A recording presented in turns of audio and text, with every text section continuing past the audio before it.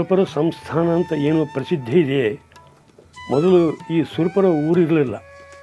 ಸುರಪುರ ಈ ಸುರಪುರ ಇದು 1705ರಲ್ಲಿ ಇದರ ಹೆಸರು ಬಂದಿದೆ. ಮೊದಲೆಲ್ಲ ಇದು ದಟ್ಟ ಅಡವಿ. ಅದಕ್ಕಿಂತಲೂ ಪೂರ್ವದಲ್ಲಿ ಈ ಸುರಪುರ ಸಮೀಪ ವಾಗಿನಗಿರಿ ಅಂತಿದೆ. ಆ ವಾಗಿನಗಿರಿಯಲ್ಲಿ ಅವರು ಆಡಳಿತ ಶುರು ಮಾಡಿದವರು ಗಡ್ಡಿ ಪಿಡ್ಡನಾಯಕ್ ಅಂತ.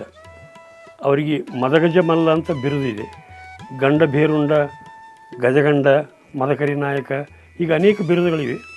ಅವರು ಅದಕ್ಕಿಂತಲೂ ಮೊದಲು 1636ರಲ್ಲಿ ವಾಗಿನಗಿರಿಯಲ್ಲಿ ರಾಜ್ಯ ಸ್ಥಾಪನೆ ಮಾಡಿದ್ದಾರೆ. ಇಲ್ಲಿ ಮುಕ್ತಾಯ 1858ಕ್ಕೆ ಆಯಿತು. 222 ವರ್ಷ ಉತ್ತಮ ರೀತಿಯಿಂದ ರಾಜ್ಯಾಡಳಿತ ಆಗಿದೆ. ಬರ್ತಾ ಅದರದ್ದೆಲ್ಲ ಅಧಪತನ ಆಯಿತು. 1858ಕ್ಕೆ ಮುಗಿತು. ಈ 1636ಕ್ಕಿಂತಲೂ ಪೂರ್ವದಲ್ಲಿ ಏನಿದ್ರು, ವಿಜಯನಗರ ಸಾಮ್ರಾಜ್ಯ ಅಂತ ಸ್ಥಾಪನೆ ಮಾಡಿದರು ಹಂಪಿಯಲ್ಲಿ. ಆವಾಗ ಇವರು ಕುದುರೆ ಸವಾರರಿದ್ದರು ಮತ್ತು ಸೈನಿಕರನ್ನ ಜಮಾಯಿಸ್ತಿದ್ರು.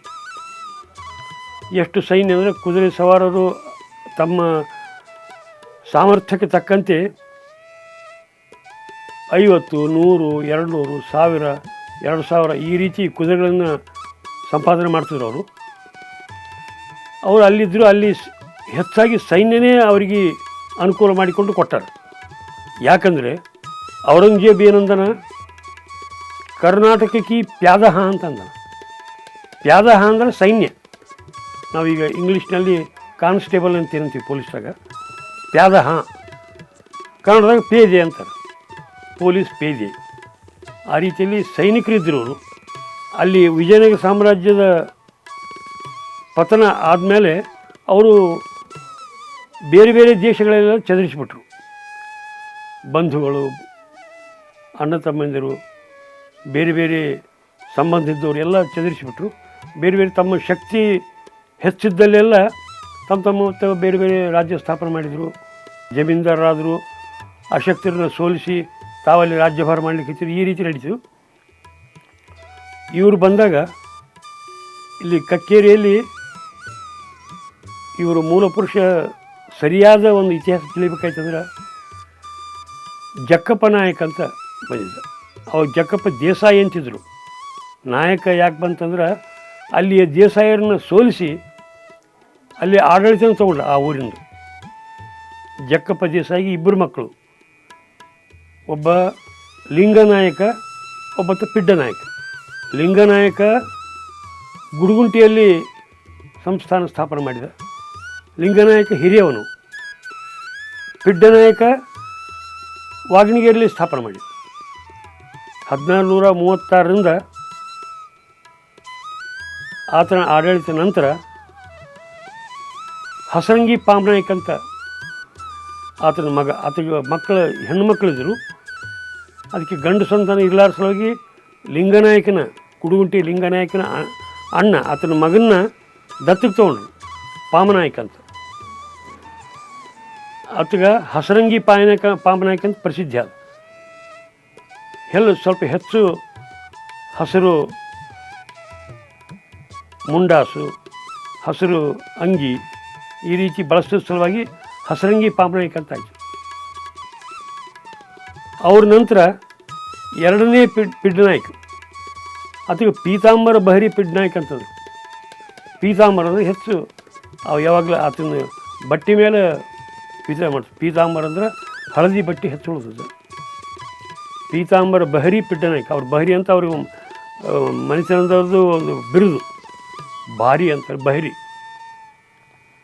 ಈ 3 ವಾಗಿನಗಿರಿಯಲ್ಲಿ ರಾಜ್ಯ ಆಳಿದರು 1636ರಿಂದ 1705ರವರೆಗೆ.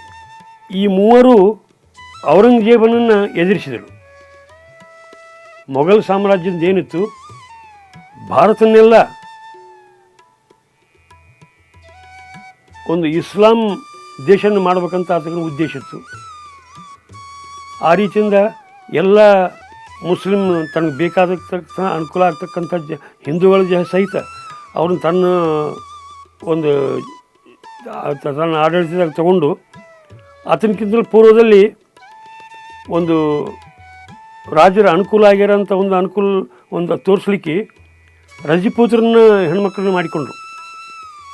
ರಾಣಾ ಪ್ರತಾಪ್ ಅದನ್ನು ವಿರೋಧಿಸಿದ ಮೊಘಲರಿಗೆ. ಆದರೂ ಹೆಣ್ಣು ಕೊಡುತ್ತುಕೊಳ್ಳೋದ್ರಿಂದ ಸ್ವಲ್ಪ ಅಂಥ ರೋಷ ಕಡಿಮೆ ಆಯಿತು. ರಾಣಾ ಪ್ರತಾಪ್ ಸಿಂಗ್ ಅಕ್ಬರ್ನ ಎದುರಿಸಿ ಅಷ್ಟೇ ಬಿಟ್ಟಿದ್ದ. ಇವರು ನಮ್ಮ ಆಡಳಿತ ಬಂಧದ ಭಾರತದ ಬಹಳಷ್ಟು, ಅವಾಗ ಪಾಕಿಸ್ತಾನ ಇಬ್ಬಾಗ ಆಗಿದ್ದಿಲ್ಲ, ಬಂಗಾಲ ಆಗಿದ್ದಿಲ್ಲ, ಪೂರ್ವ ಪಾಕಿಸ್ತಾನ, ಪಶ್ಚಿಮ ಪಾಕಿಸ್ತಾನ ಎಲ್ಲ ಭಾರತನೇ ಇತ್ತು. ಬಹಳಷ್ಟು ವಿಸ್ತಾರದ ಪ್ರದೇಶ ಮೊಘಲರು ಆಳಿದರು. ಅದಕ್ಕೆ ಒಂದು ಮೊಘಲರ ಚಾಪ್ಟರ್ ಅಂತ ಒಂದು ಸ್ವಲ್ಪ ಮಹತ್ವ ಅದು ಭಾರತ ಇತಿಹಾಸದಾಗ. ಬ್ರಿಟಿಷರದೂ ಆದ. ಬ್ರಿಟಿಷರದ್ದು ಏನು ಉದ್ದೇಶ, ಇಲ್ಲಿ ಅಮಾಯಕರಿದ್ದಾರ ಅಂತ ಅವ್ರ ಉದ್ದೇಶದಾಗ ವಿಚಾರದಾಗ, ಅಮಾಯಕರಿದ್ದಾರ, ಸರಳಿದ್ದಾರ, ಇವ್ರನ್ನ ಯಾಮಾರಿಸಿ ನಾವು ಇಲ್ಲಿಯ ಸಂಪತ್ತನ್ನು ದೋಚಬೇಕು, ಭೇದ ನೀತಿ ಮಾಡಿ ಇವ್ರನ್ನ ನಮ್ಮ ಹತೋಟಿಯಾಗಿಡ್ಬೇಕಂತ ಉದ್ದೇಶದಾಗ ಬಂದಿದ್ದರು. ಇವರು ಮುಸಲ್ಮಾನರು ಹೇಗಂದ್ರೆ ಇವ್ರು ಚದರಿಸಿ ಇಲ್ಲಿ ಸಂಪತ್ತನ್ನು ಲೂಟಿ ಮಾಡಬೇಕು, ಕೆಲವರು ಲೂಟಿ ಮಾಡಿ ಹೋಗ್ಬೇಕಂತ ಇತ್ತು, ಹೋದರೂ ಹೋಗ್ಯಾರ. ಕೆಲವರು ಈ ಸಂಸ್ಕೃತಿ ಇದನ್ನು ನೋಡಿಕೊಂಡು ಇಲ್ಲೇ ಉಳಿದ್ರು. ಆ ಪ್ರಕಾರ ಇಲ್ಲಿ ಈಗಲೂ ಕೂಡ ಸ್ವತಂತ್ರ ಸಿಕ್ಕಾಗ ಪಾಕಿಸ್ತಾನ ಭಾರತ ಎರಡು ಬೇರೆ ಬೇರೆ ಆದಾಗ ಹೋಗಲಾರ್ದು ಉಳಿದವರೇ ಹೆಚ್ಚಾರು, ಹೋದವರೇ ಕಡಿಮೆ ಜನರು.